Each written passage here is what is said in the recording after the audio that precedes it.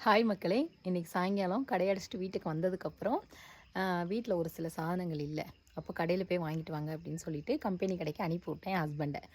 அவங்க கடைக்கு போயிட்டு சாதனம்லாம் வாங்கிட்டு, அவங்களோட ஃபோன்லேயே அவங்க விளாக் எடுத்துகிட்டு வந்திருக்காங்க.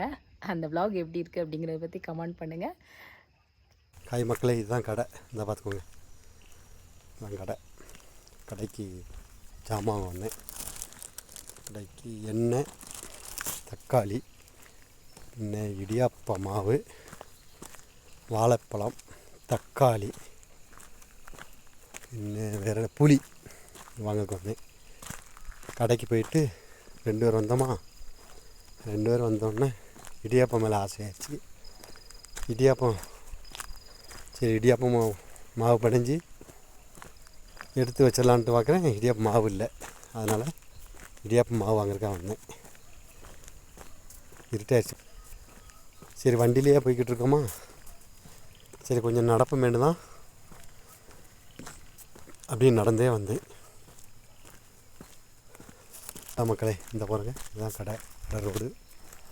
இதில் வந்துட்டு அவசரத்துக்கு எல்லாம் வாங்கிட்டு போகிற மாதிரிங்க.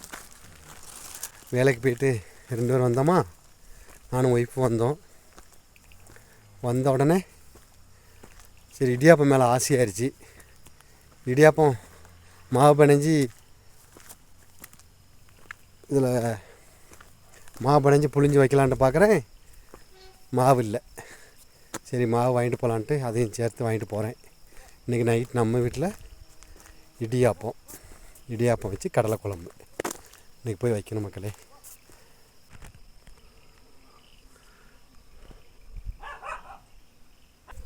வீட்டு பக்கத்தில் வந்துட்டேன். இதான் வீடு. பாருங்க, அழகா இருக்கு. கடைக்கு போயிட்டு வந்துட்டீங்களா? கடைக்கு போயிட்டு வந்துட்டேன்.